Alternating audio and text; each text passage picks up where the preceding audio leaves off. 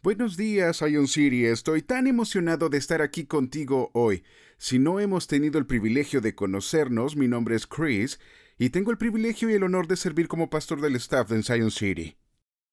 Antes de que empecemos, creo que querrás saber un poco más sobre mí. De nuevo, mi nombre es Chris, tengo una hermosa esposa, su nombre es Caitlin, y está sentada aquí conmigo en este momento.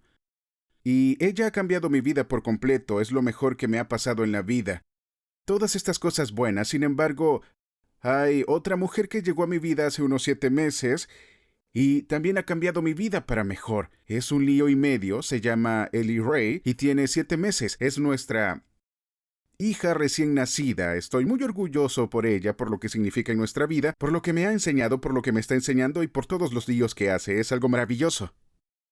De nuevo, antes de empezar, también quiero honrar a nuestros pastores, el pastor Waylon y Dana. ¿Puedes ayudarme hoy? ¿Puedes darle un aplauso al pastor Waylon y Dana? Tenemos los mejores pastores del planeta. Sí, vamos. Y no sé ustedes, pero yo he estado en varias iglesias en mi vida y les digo, no hay nadie como nuestros pastores Waylon y Dana. Ellos han puesto un nivel muy alto de liderazgo y la forma en que lideran en sí mismos, la forma en que llevan el peso de dirigirnos como una iglesia espiritualmente, es un honor verlos, ser parte y ser tan cercanos. Y me han confiado que hoy comparta contigo acerca de Primera de Corintios 9, así que si tienes Biblia hoy, puedes ir a Primera de Corintios capítulo 9. Si recuerdan la semana pasada, la pastora Dana hizo un trabajo increíble enseñándonos acerca del capítulo 8 de Primera de Corintios. En el capítulo 8 Pablo aborda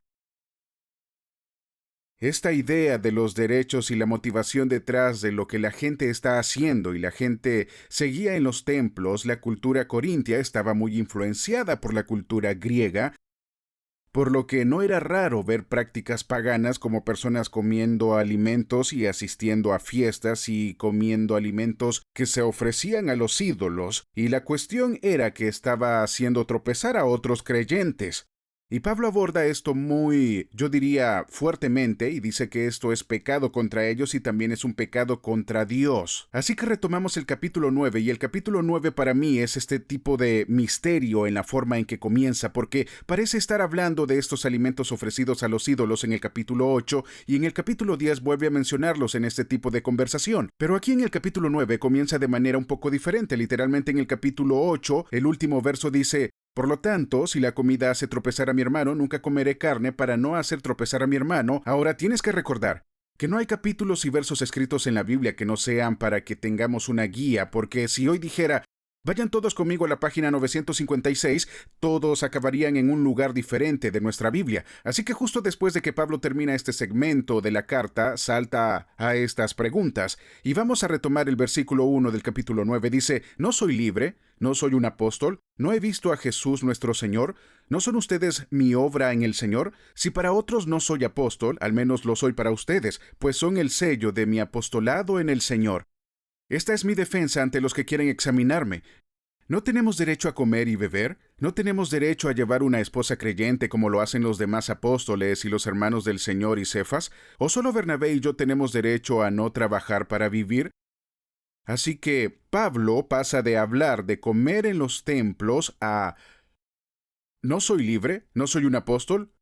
¿Por qué lo hace? Bueno, en el capítulo 7 hasta el capítulo 15 o 16 aproximadamente, Pablo está respondiendo a una carta que le enviaron los corintios y está respondiendo a estas preguntas. Había algunos dentro de la iglesia de Corintios que habían comenzado a hacer esto. Imaginen esto en la iglesia: chismes sobre si era o no un apóstol, si tenía autoridad para decir lo que decía ser y si realmente era eso. Así que Pablo pasa de la adoración de ídolos a responder a estas preguntas, y ya sabes, nunca es bueno que alguien responda a tu pregunta si responden con otra pregunta.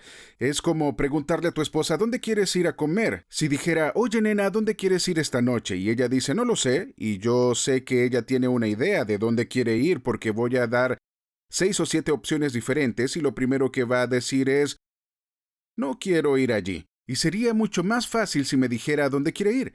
Así que Pablo hace estas preguntas. ¿Y por qué lo hace? Pues bien, Pablo tenía por oficio la fabricación de carpas, lo que significa que no aceptaba dinero de la iglesia de Corinto para sostener su ministerio. Esto era algo muy poco común en la época. En la cultura griega había muchos filósofos y líderes de pensamiento y viajaban y se comunicaban. Y a cambio de su comunicación y de los conocimientos que le daban a la gente, había una transacción en la que se pagaba dinero, y así la gente dentro de la iglesia comenzó a ver a sus apóstoles, a sus maestros, de la misma manera que a un filósofo. Y porque valoraron este conocimiento, esta idea gnóstica del conocimiento que te anima, el hecho de que Pablo trabajara con sus manos era en realidad una forma de trabajo denigrante para ellos. Así que le preguntan y ponen en duda su apostolado. Y así Pablo continúa en el versículo 7 y dice: ¿Quién sirve como soldado a su costa? ¿Quién planta una viña sin comer nada de su fruto? ¿O quién cuida un rebaño sin recibir algo de la leche? Lo que Pablo dice aquí es que nadie va a trabajar sin esperar que le paguen. Todos esperan recibir un sueldo. Todo el mundo espera recibir frutos de su trabajo. Y yo diría que esto es realmente un reflejo de lo que a veces podemos hacer como iglesia. Tenemos que tener cuidado porque nuestras expectativas que aprendemos de la cultura empezarán a influir en las expectativas que tenemos de la iglesia. ¿Qué quiero decir con esto? Bueno, de nuevo veían a estas personas, estos líderes de pensamiento, como toma mi dinero y dame conocimiento. Pero Pablo tenía una idea diferente de lo que quería hacer. Su mensaje no era para engrandecerlos, sino para que fueran humildes. Y en tantas ocasiones decía: imítenme y hagan lo que yo hago para que entren en esta posición de negación a sí mismos. Pablo continúa en el versículo 8 y dice: ¿digo estas cosas con autoridad humana? ¿No dice la ley lo mismo? Pues está escrito en la ley de Moisés que no pondrás bozal al buey cuando trilla el grano. ¿Acaso pensaba Dios únicamente en los bueyes cuando dijo esto? ¿No habla ciertamente por nosotros? Así que ahora Pablo continúa con la defensa de su autoridad como apóstol. Utiliza sus propias escrituras para defenderse. En este momento no existe un Nuevo Testamento, su escritura es el Antiguo Testamento, la ley, y lo que dice es que incluso en la ley dice que no pondrás bozal al buey cuando trilla el grano. ¿Qué significa esto? Pues bien, era común en las prácticas paganas que amordazaran a los animales que araban los campos para que no pudieran comer mientras trabajaban.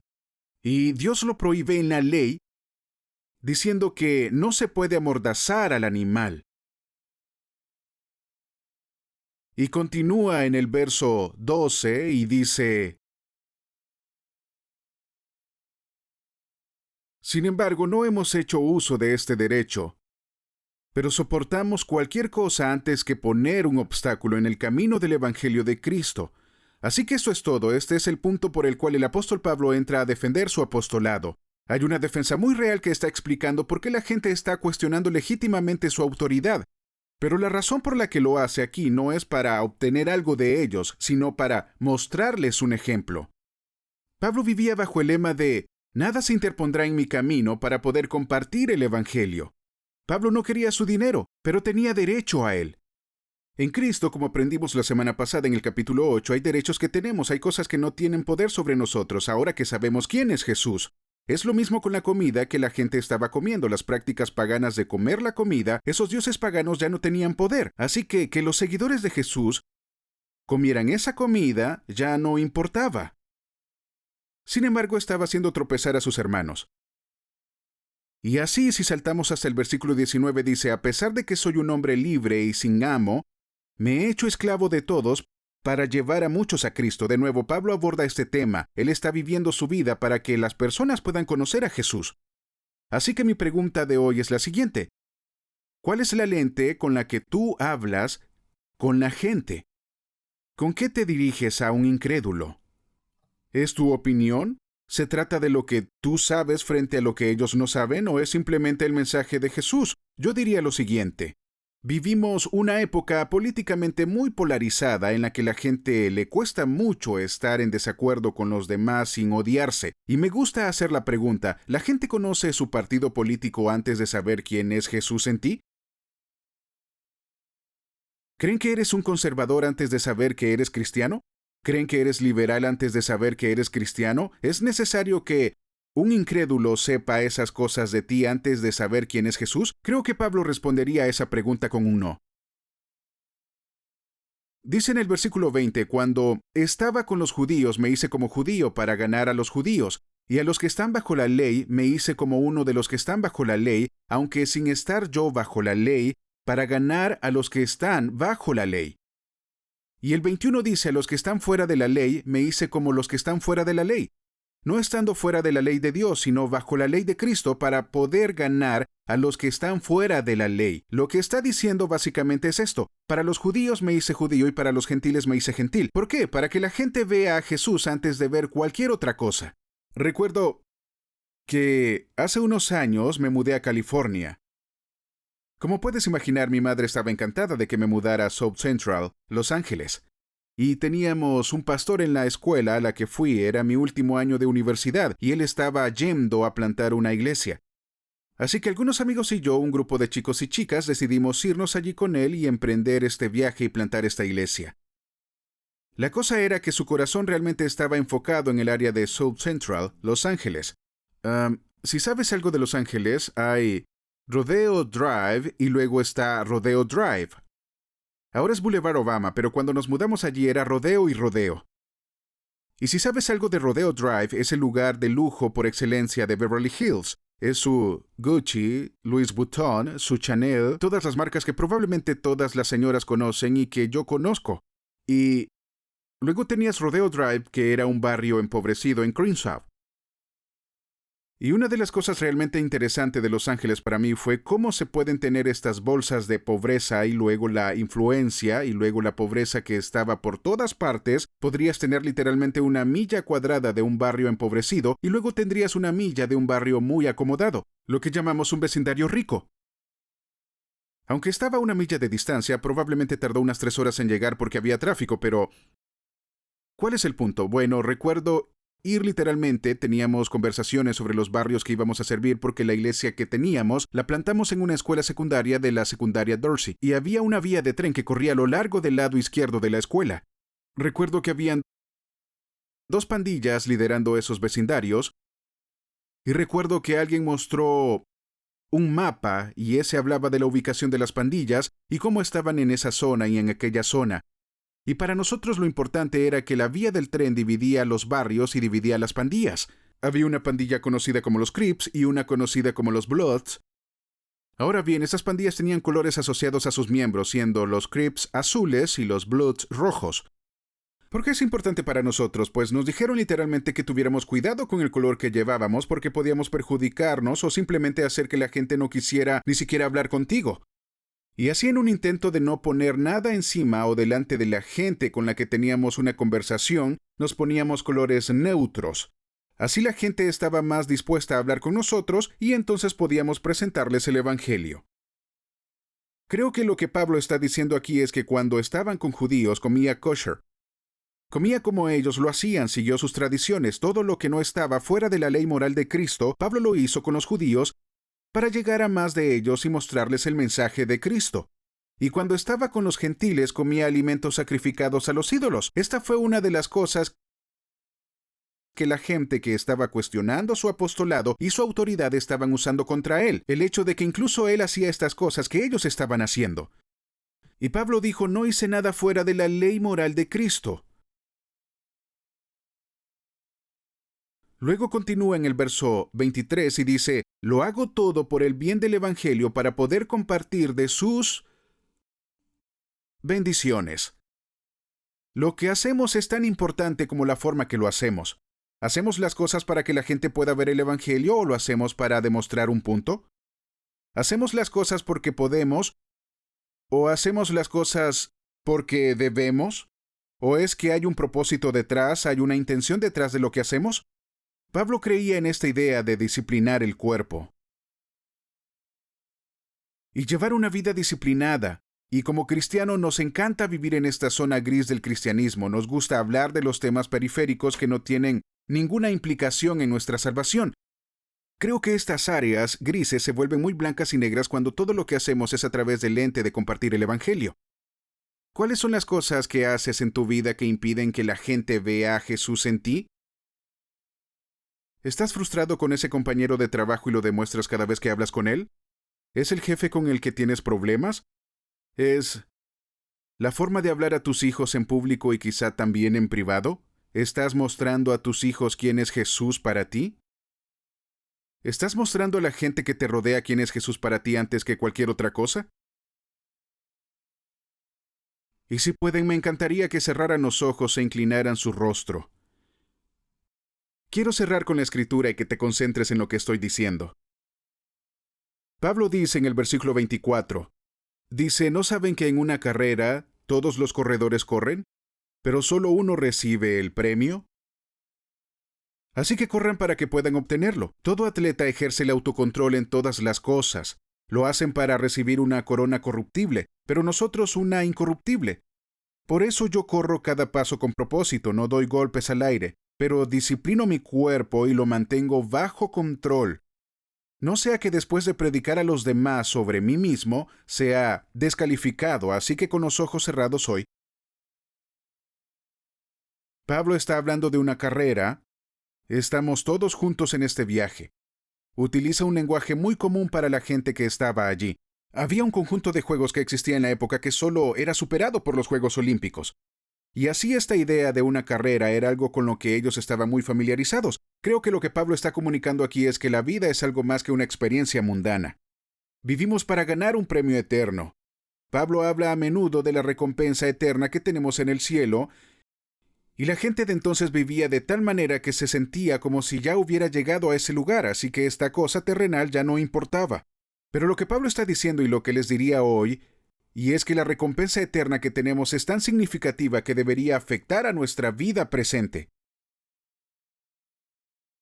Tal vez hoy te encuentras a ti mismo no sabiendo quién es Jesús. Hoy tengo buenas noticias de que hay sitio para ti. Pablo habla del boxeador que golpea al aire. Tal vez seas tú hoy, sientes que llevas una vida sin rumbo, sin saber a dónde vas, solo estás flotando y pasando los días, los meses, todos nos hemos levantado y hemos dicho, Dios mío, ya estamos en agosto, esto es una locura. Pero hoy, conozco a alguien que puede darte un propósito. Conozco a alguien que quiere conocerte, que quiere restaurar tu vida. Su nombre es Jesús. Y así si estás aquí hoy, si eres tú en este lugar con los ojos cerrados, y te atreves a levantar la mano y decir, no sé quién es este Jesús, pero estoy tan cansado de llevar una vida sin rumbo, ¿puedes levantar la mano? Hoy, puede que no esté físicamente en la habitación, pero el Señor lo ve. El Señor ve tu mano, hay pastores que lo ven. Este es un momento muy significativo en tu vida porque todo cambia a partir de aquí. Siempre decimos que un encuentro con Dios lo cambia todo.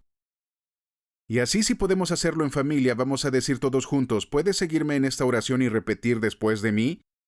¿Puedes decir, Jesús? Hoy tomo una decisión para someter mi vida a ti. Entregar todo lo que soy, todo lo que solía ser, y asumir la nueva identidad que me has dado en Cristo. Creo que Jesús vino y murió por mí. Pero no se quedó allí, sino que resucitó y trajo una vida nueva para pagar una deuda que yo tuve que haber pagado. Y por eso hoy me comprometo para dejar de vivir sin rumbo y vivir con un propósito. Y vivir lo que tienes para mí. Vamos, si hoy hiciste esa oración y la familia te rodea, ¿podemos dar un aplauso y celebrar mientras viene tu pastor del campus?